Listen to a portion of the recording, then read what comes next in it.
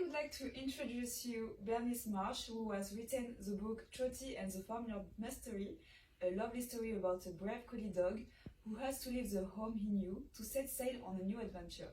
My first question is, did Trottie, the dog and the hero of your book, really exist? Can you repeat that question, please? Yes? Did Trottie really exist? Did Trottie really exist? Yes. Now, a very good question. In some ways he did, because I used to work on my aunt's farm in North Dublin as a teenager. And they had a beautiful collie dog, but his name was Laddie. But I worked and played with Laddie a lot. But then, later on, my sister started to make up this story about a collie dog whom she called Trottie. So I changed the name from Laddie to Trottie. So in that sense, he has existed, but under a different name. And he wasn't a border collie, he was a rough collie. A bit like the male version of Lassie. Have you seen the Lassie films? Yeah. So yes, in essence, he did exist. And sure. Why do you change the name? Because my sister made up the name Trottie. She liked the sound of it, and the dog whom she described was always trotting around everywhere, and that's what gave her the idea of calling him Trottie. So that's how.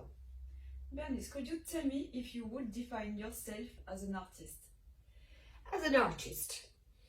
Well, if I understood really what an artist is, I'm very interested in language, and I'm very interested in stories and storytelling. And I have a niece who is particularly good at this, and she always said, if you can, we all have interesting experiences in life, but you embellish it with language and when you're telling the story, and it sounds much more interesting than the reality. So in that sense, I suppose I would be an artist, interested in language, and language that has a big influence on people and that's enjoyable. So in that sense, yes. And how you took the plunge and contacted Tribes Press? Well, that's a very interesting question, because I was down visiting Galway just for a trip, and my first venture ever getting free travel on the train. And I was in the bookshop. I always go to children's bookshops, and I was in Dubray Bookshop in Galway, and I was looking at the books on the shelf, the children's books, and I got an idea. I said, I'll ask the person who owns the shop, do they know anything about publication of children's books? So he went behind the scenes, he didn't say anything, and he presented me with this book, a booklet from Tribes Press, all about publishing, getting your children's book published. Now that was manna from heaven to me. And on the way back on the phone, on the train, I phoned Marguerite, and I was asked her, and she said they may be interested and that they'd meet me. So I met Claudia and Marguerite then, and thereby hangs the tale. I was delighted. Absolutely. That's how. And for how long was the idea of this book growing inside you? Now that's an interesting, another interesting question, because we, my sister and myself and all the family and the extended family with children, went on holidays to Connemara and Kerry and West Cork for about 25 to 30 years. Wow.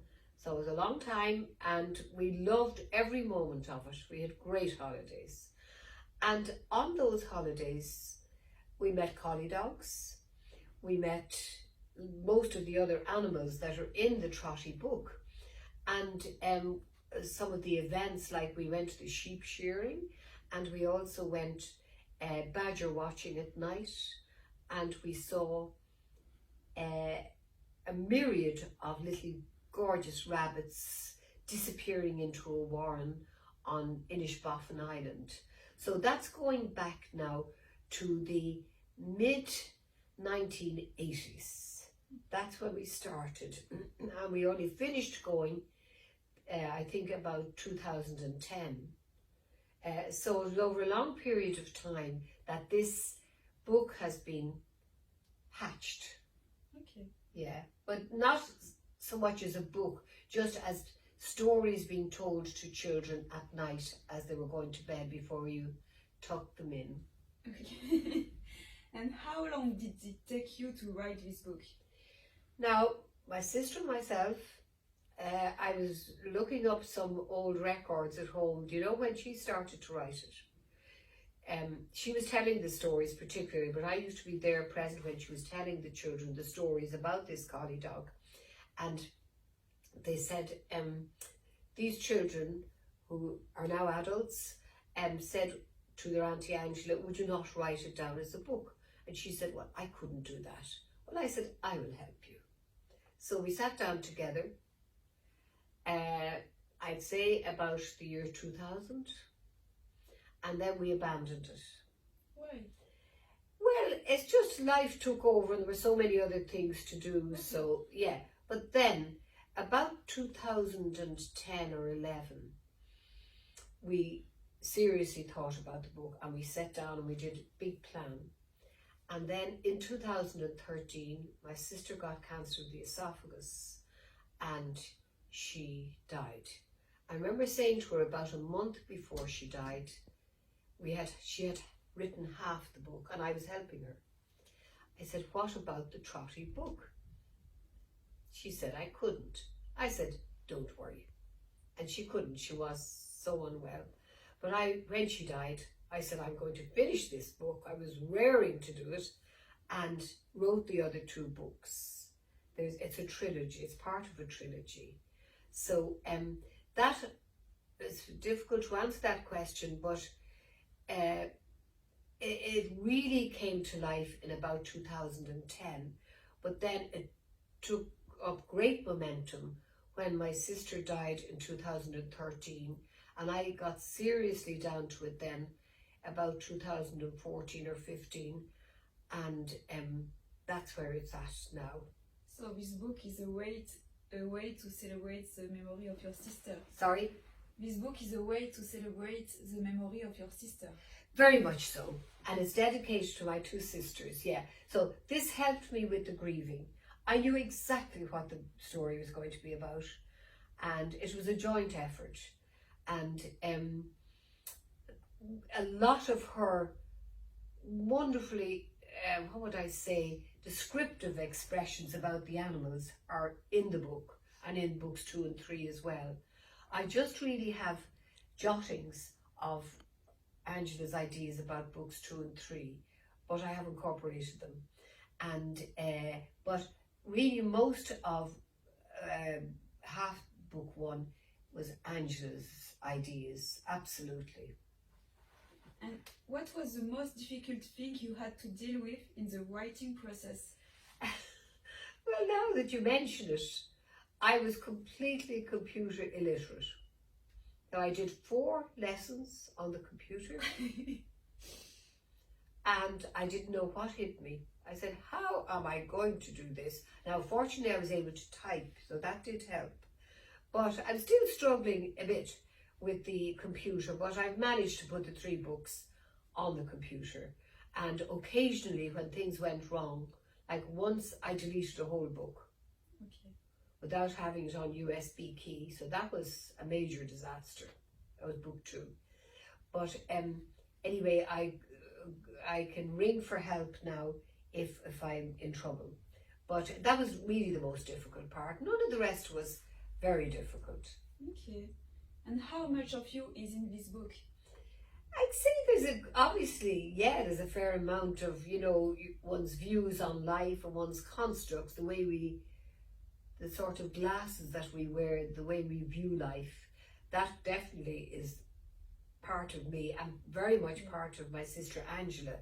But it's other people we've met on the road of life, characters, interesting characters, and difficult characters, and they're all in it really. And it's just one of the illustrations that I just received last night, and it's a Mr. Fonzo up at Horsley Hall in book 2, and he is the way the artist has drawn this owner of Horsley Hall, it's the image of my dad's boss, and his name was Mr. Fonzo.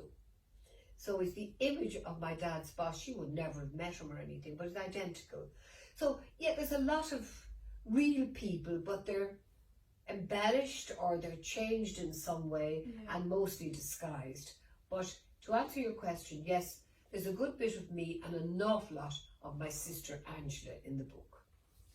And do you feel that you must write? Is it a passion or a hobby? Well, it's a hobby. I love doing it, but it is a force within me to write. And now I have been writing for a long time, but it was more academic, and I didn't write books except a master's thesis on memory, which I did years ago in London. But I have written lots of articles, academic articles. But now that I'm into Trottie, I'm afraid has taken over all my waking moments almost, you know, because he's a very interesting little character, and I'm carrying on my sister's ideas about Trottie and all his exploits. But yeah, it's a driving force within me now, yes. And when did you reach the point where there was no turning back and you knew you must write? Yeah, I suppose when my sister got seriously ill and she had cancer of the esophagus, and one night she choked on a piece of meat, and she was seriously ill after that. So I knew then that this book in her honour had to be finished, and the 3 books, because she had intended the 3 books. So that's when there was point of no return for me, I'd say, really, when she died. She died in December 2013. By the time I was getting over the grief, I'd say it was 6 months, and then I said, right, now I have to finish these books. And if we come back to the book, what is the main message of your book? I think the main message is to I suppose, talk about, demonstrate that there's so much of ordinary living that's fascinating, that is, what would I say, that stimulates children and adults, country life particularly, rural life. Like we just mentioned this now, that a few of the publishers said, who rejected the book, said there is no magic in it, and that's what children like. So I said, no, there is no magic in it, but there's a different sort of magic. There's a magic of country living, meeting very interesting characters, having adventure, and if you can put in a twist of a mystery, that is most enjoyable. So that's really, I suppose, the driving force behind the book.